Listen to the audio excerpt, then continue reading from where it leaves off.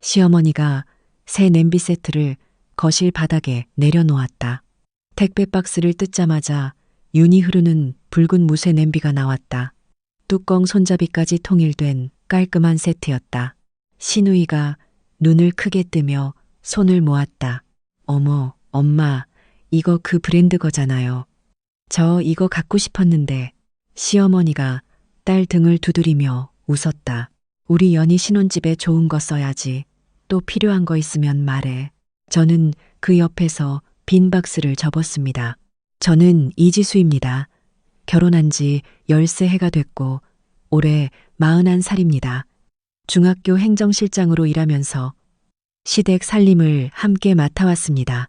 시아버지 혈압약 처방 일정 관리, 시어머니 건강보험 서류 대행, 명절 제사, 음식 준비, 집안 대소사 예약까지 전부 제 몫이었습니다.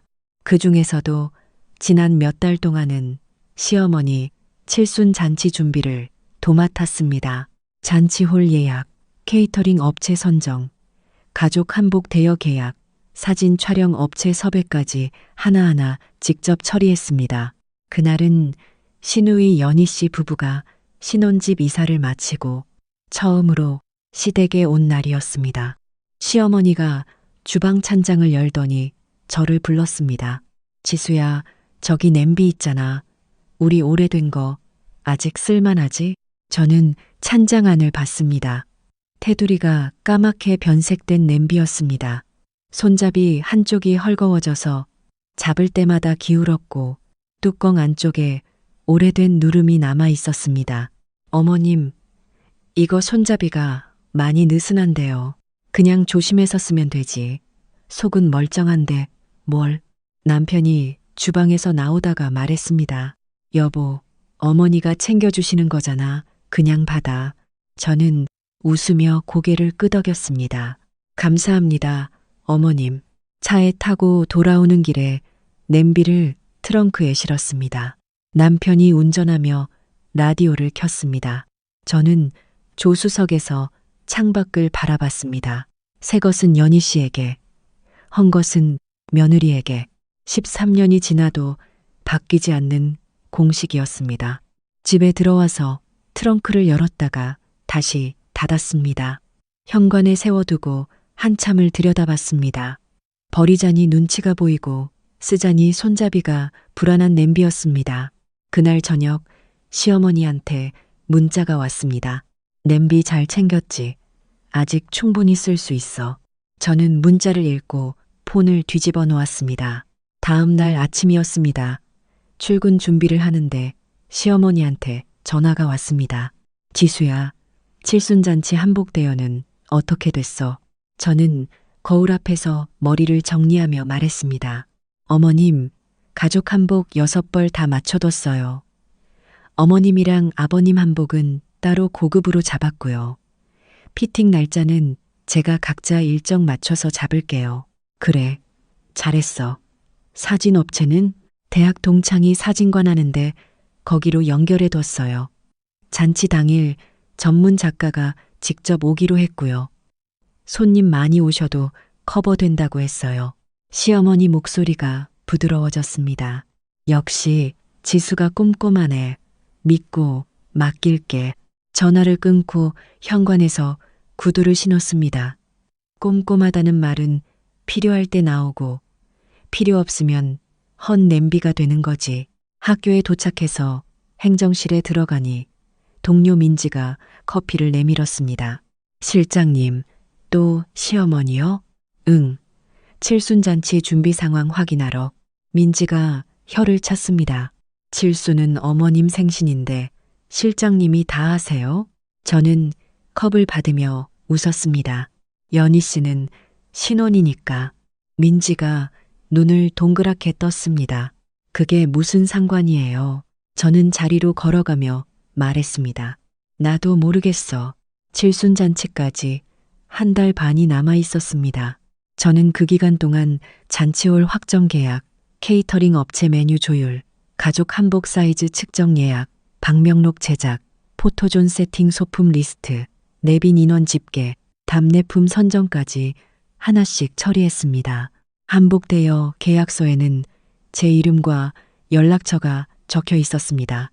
사진업체 담당자 연락처도 제 핸드폰에만 저장돼 있었습니다. 잔치홀 매니저가 세부 사항을 조율할 때마다 저한테 연락을 했습니다. 처음부터 끝까지 제가 창구였습니다. 3주 전이었습니다. 시어머니가 잔치 당일 진행 순서를 물어보셔서 저는 입장 순서부터 케이크 커팅, 단체 사진, 시간까지 정리한 표를 만들어 문자로 보냈습니다. 시어머니한테 전화가 왔습니다. 지수야, 잠깐. 나 드릴 말씀이 있어. 저는 학교 복도 창가에 멈췄습니다. 네, 어머님. 잔치 당일 있잖아. 지수 네가 굳이 안 와도 될 것 같아서 저는 폰을 귀에 붙인 채로 멈췄습니다. 무슨 말씀이세요? 이번에 내 친구들도 많이 오고 교회 분들도 오시거든. 거기다 연희 친구들까지 오면 꽤 많이 모이는데 그분들이 네가 있으면 어색해할 것 같아서. 어머님, 그분들이 왜 어색해하세요? 시어머니 목소리가 낮아졌습니다. 지수 네가 좀 말이 없잖아. 모임 자리에서 잘 안 어울리는 거 알지? 지난 제사 때도 연희 친구 왔는데 네가 주방에서만 있었잖아. 저는 잠깐 숨을 골랐습니다. 어머님, 저 그때 제사 음식 준비하고 있었는데요. 그래도 분위기가 그냥 당일엔 집에서 쉬어. 남편은 와야지.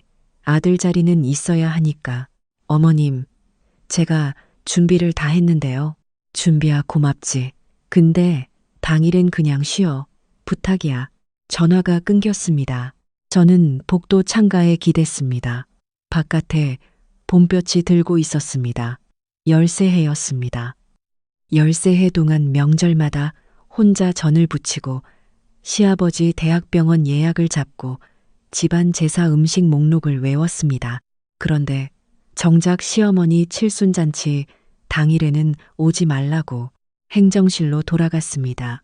민지가 저를 보더니 커피를 다시 내밀었습니다. 무슨 일이에요, 실장님? 저는 컵을 받으며 말했습니다. 칠순잔치에 오지 말래. 민지가 컵을 탁 내려놓았습니다. 준비 다 하셨잖아요. 그러게요. 민지가 잠시 저를 보다가 말했습니다. 그럼 진짜 안 가요? 저는 창밖 봄볕을 바라보며 말했습니다. 오지 말랬으니까. 그날 저녁 퇴근하고 집에 들어오니 남편이 소파에 앉아 있었습니다. 여보, 엄마한테 연락 왔지? 그게 엄마 말씀이 손님이 많아서 좀 복잡할 것 같다고. 당신도 그날 편하게 쉬면 되는 거 아냐? 저는 가방을 내려놓고 남편을 바라봤습니다. 편하게 쉬라고. 내가 한복도 맞추고 사진 업체도 연결하고 진행표까지 만들었는데 당일엔 오지 말라는 게 편하게 들려. 남편이 리모컨을 들었습니다. 여보, 엄마 입장도 있으시겠지. 너무 예민하게 받아들이지 마. 저는 방으로 들어갔습니다. 문을 닫고 침대에 앉았습니다. 오지 말라고 했지. 그럼 진짜 안 가면 되는 거잖아. 폰을 들고 어머니한테 전화했습니다. 엄마, 나야. 딸, 무슨 일이야? 엄마, 나 다음 달에 거기 가도 돼? 갑자기 보고 싶어서. 어머니 목소리가 환해졌습니다. 당연하지. 언제든지 와. 아빠도 좋아하겠다. 저는 천장을 봤습니다. 전화를 끊고 잠깐 가만히 있었습니다. 그리고 폰으로 검색창을 열었습니다. 칠순잔치가 5월 17일 토요일이었습니다. 저는 검색창에 입력했습니다. 경주 가족여행 한옥 숙소 추천. 화면 위로 경주 전통 한옥 리조트 광고가 떴습니다. 마당에 철쭉이 가득 피어 있는 사진이었습니다. 대청마루에서 바라보는 야경, 전통 조식 포함, 4인 기준 2박 3일. 저는 화면을 한참 들여다봤습니다. 그러다가 폰을 들었습니다. 엄마, 나 한 가지 물어볼게. 5월 16일부터 2박 3일. 경주 어때? 어머니가 탄성을 질렀습니다. 경주. 진짜? 응, 나 그날 시댁 안 가도 되거든. 어머님이 오지 말라고 하셔서 어머니가 수화기 너머로 아버지를 불렀습니다. 여보, 딸이 경주 간대. 아버지 목소리가 들렸습니다. 뭐야, 진짜? 진짜예요. 아빠, 한옥 숙소예요. 가족 패키지로. 아버지가 웃었습니다. 우리 딸이 다 컸네. 저는 전화를 끊고 바로 예약 버튼을 눌렀습니다. 결제 완료 화면을 보면서 생각했습니다. 오지 말랬지. 그럼 진짜 안 가는 거야. 진짜 안 가는 거야. 대신 내가 가고 싶은데 가는 거고. 다음 날 아침 출근하자마자 민지한테 말했습니다. 민지 씨, 나 경주 예약했어. 민지가 커피를 내려놓았습니다. 진짜요? 응. 5월 16일부터 부모님이랑. 민지가 손으로 입을 가렸습니다. 잔치 전날부터요? 저는 컴퓨터를 켜면서 말했습니다. 어차피 오지 말랬으니까. 민지가 조용히 박수를 쳤습니다. 실장님, 저 실장님 팬이에요. 그로부터 열흘이 지났습니다. 칠순잔치 준비가 마무리될 때쯤이었습니다. 한복대여 업체에서 저한테 연락이 왔습니다. 안녕하세요. 이지수 고객님. 한복 최종 수량 확인 드릴게요. 성인 6분, 아이 2명으로 총 8벌 맞으시죠? 저는 잠깐 생각했습니다. 어머님이 오지 말라고 하셨습니다.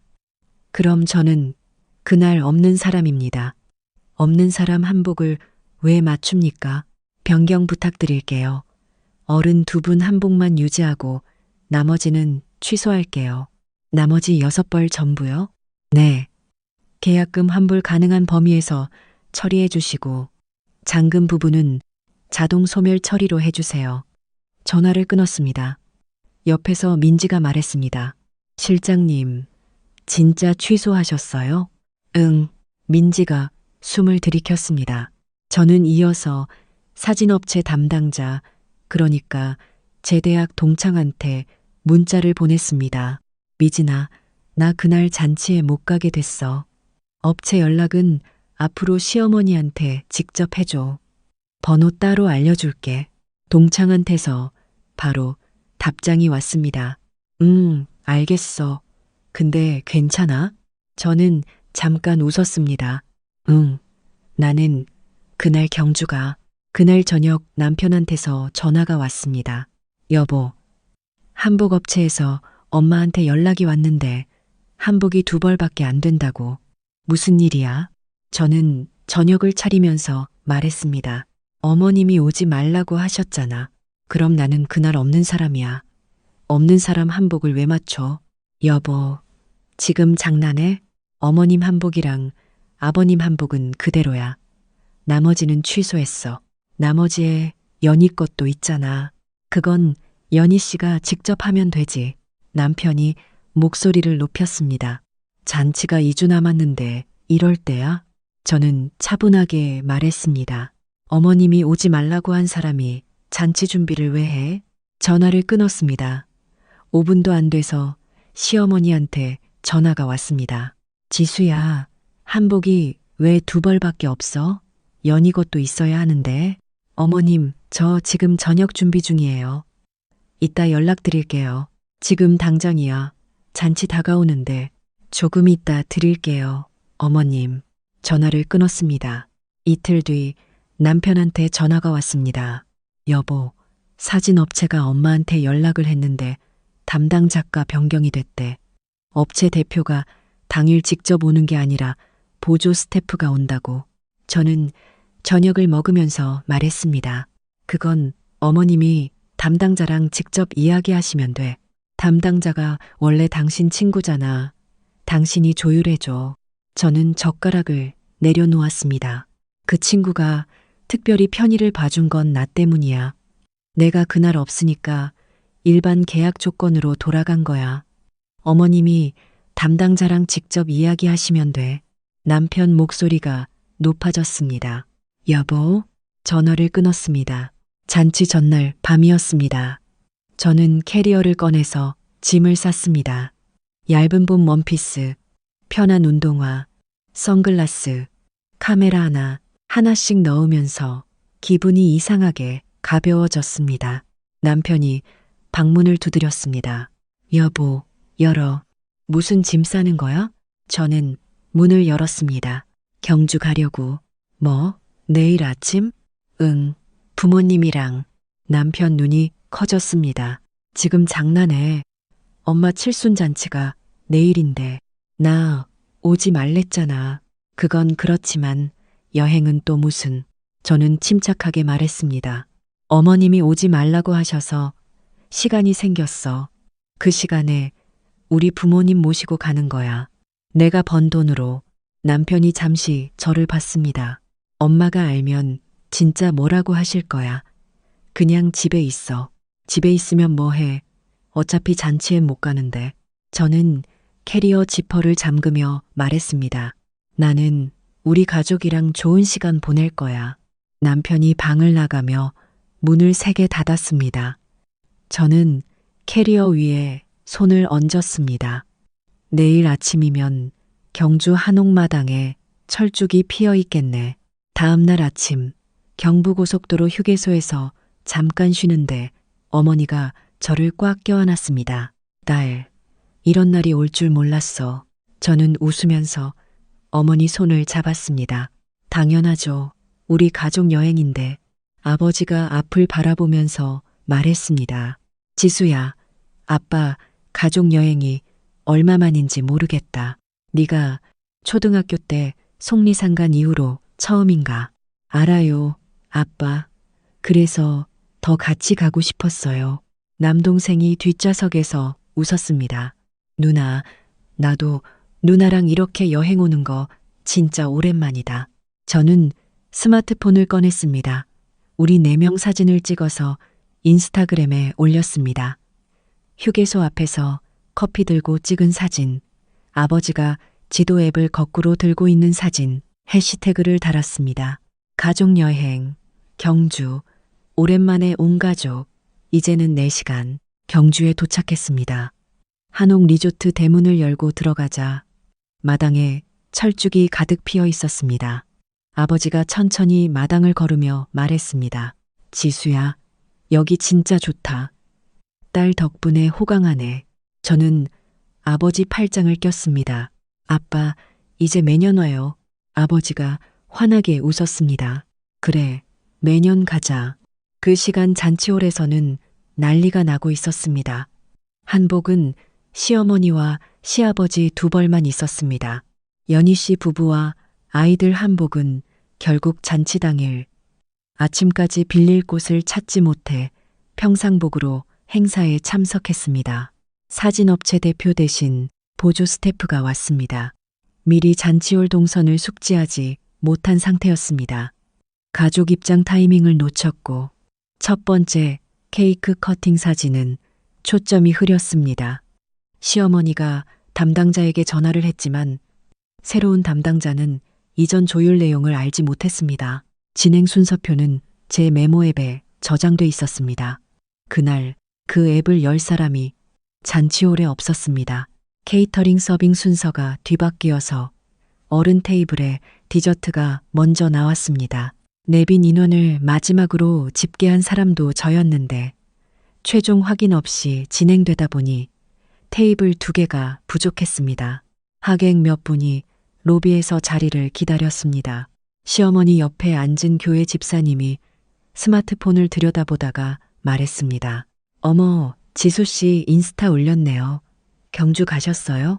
하객들이 모였습니다. 한옥마당에서 철쭉 앞에 선 사진. 아버지가 처음으로 전통 한복 체험을 하며 어색하게 웃는 사진.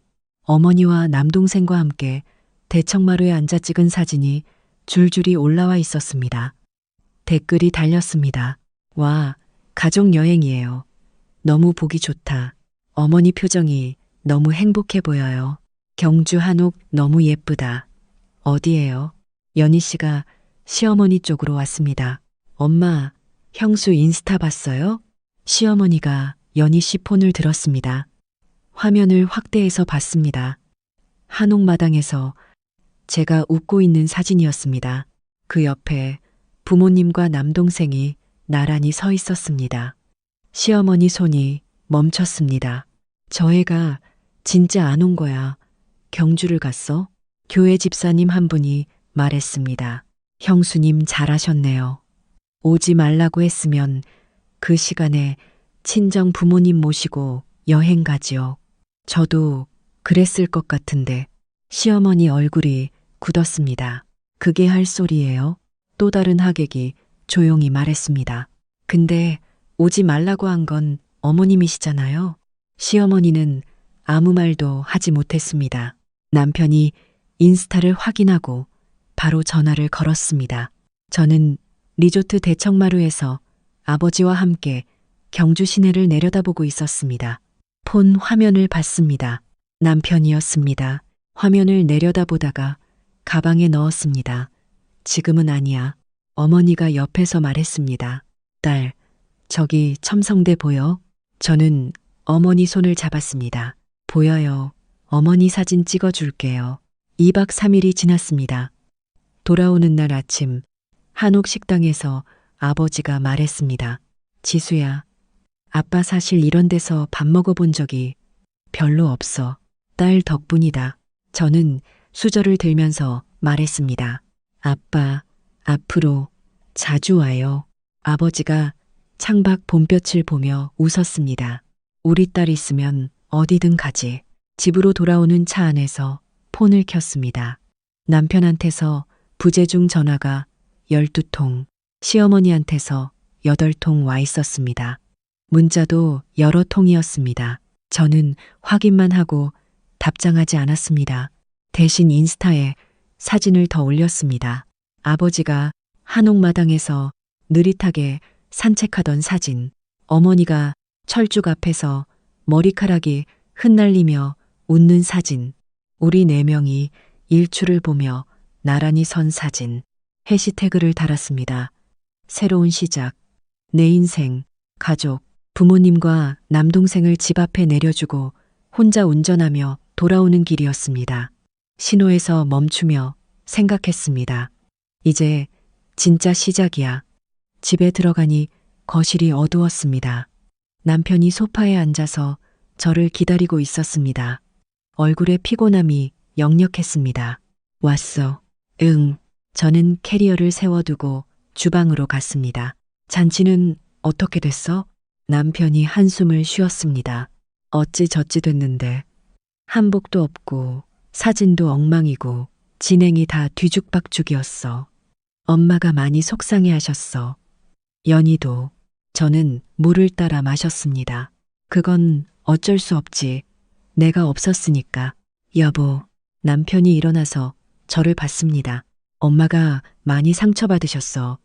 인스타 사진 보시고 가서 인사라도 드려야 하지 않아? 저는 남편을 똑바로 봤습니다. 싫어. 왜? 어머님이 오지 말랬잖아. 그 말이 전부야. 13해 동안 이 집 살림 다 해놓고 어머님 칠순 잔치 준비를 내가 다 해놓고 당일엔 오지 말라고 한 거잖아. 그게 얼마나 창피한 말인지 알아?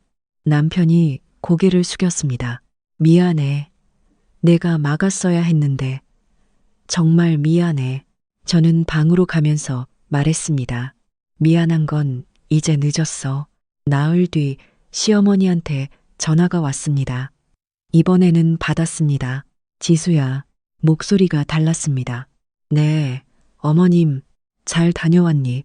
네, 잘 다녀왔어요. 시어머니가 잠시 말이 없었습니다. 경주 좋았어? 저는 학교 복도를 걸으면서 말했습니다. 좋았어요. 아버지가 한옥마당에서 처음으로 철쭉이 피는 걸 천천히 보셨대요. 그게 좋으셨다고 하시더라고요. 시어머니가 조용히 숨을 내쉬었습니다. 지수야, 나 할 말이 있어. 저는 창가에 멈췄습니다. 네, 말씀하세요. 이번에 내가 좀 심했던 것 같아. 칠순 잔치에 오지 말라고 한 거. 저는 잠시 기다렸습니다. 좀이 아니라 많이 심하셨어요. 시어머니가 말을 잇지 못했습니다. 지수야, 13해 동안 네가 뭘 해왔는지 내가 알아. 그 13해 동안 어머님 집 대소사 중에 제가 빠진 게 있어요? 시어머니가 조용히 말했습니다. 없어. 그런 사람한테 칠순잔치 당일에 오지 말라고 하셨어요. 손님들 앞에서 어색하다고요. 저는 그 말이 부끄러웠어요. 저를 위해서가 아니라 저 때문에. 그런 사람한테 시어머니 목소리가 흔들렸습니다. 나도 알아. 그래서 미안하다고. 저는 차분하게 말했습니다.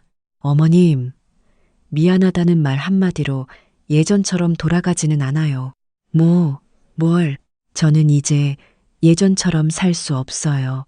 어머님 말씀이면 무조건 따르고 시댁 살림 전부 제가 처리하고 그렇게는 못해요.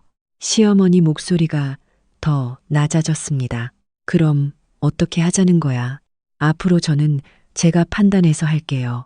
갈 수 있으면 가고 못 가면 안 가고 한복이든 사진업체든 제 인맥이나 제 이름으로 된 계약은 제가 결정해요. 어머님 일이 있으시면 직접 하시거나 남편한테 부탁하세요. 그건 제 역할이 아니에요. 전화 너머로 한동안 아무 소리도 들리지 않았습니다. 알겠어. 그렇게 해. 전화가 끊겼습니다. 민지가 옆에서 커피를 내밀었습니다. 다 들었어요, 실장님. 진짜 잘하셨어요. 저는 커피를 받으면서 웃었습니다. 이제 시작이에요. 한 달이 지났습니다. 시어머니한테 전화가 왔습니다. 지수야, 이번 주말에 올 수 있어? 오랜만에 같이 밥 먹자. 저는 다이어리를 펼쳤습니다. 이번 주말은 부모님이랑 나들이 날이에요. 또 친정이야? 네. 경주 다녀온 뒤로 매달 한 번씩은 부모님이랑 시간 보내기로 했어요. 시어머니가 잠시 말이 없었습니다. 그럼 다음 주는? 다음 주는 학교 행사가 있어요. 그럼 언제? 저는 가방을 챙기면서 말했습니다. 어머님, 스케줄 보고 연락드릴게요. 바쁘면 못 가는 거고요. 저 지금 출근해야 해서요. 끊을게요. 전화를 끊었습니다. 그날 저녁 남편이 말했습니다. 여보, 엄마가 많이 보고 싶어 하시는 것 같은데. 저는 소파에 앉아서 책을 읽으며 말했습니다. 내 스케줄이 있으면 가고 없으면 못 가는 거야. 강요는 하지 마. 남편이 옆에 앉았습니다. 여보, 나는 어떻게 해야 해? 나는 엄마도 있고 당신도 있고.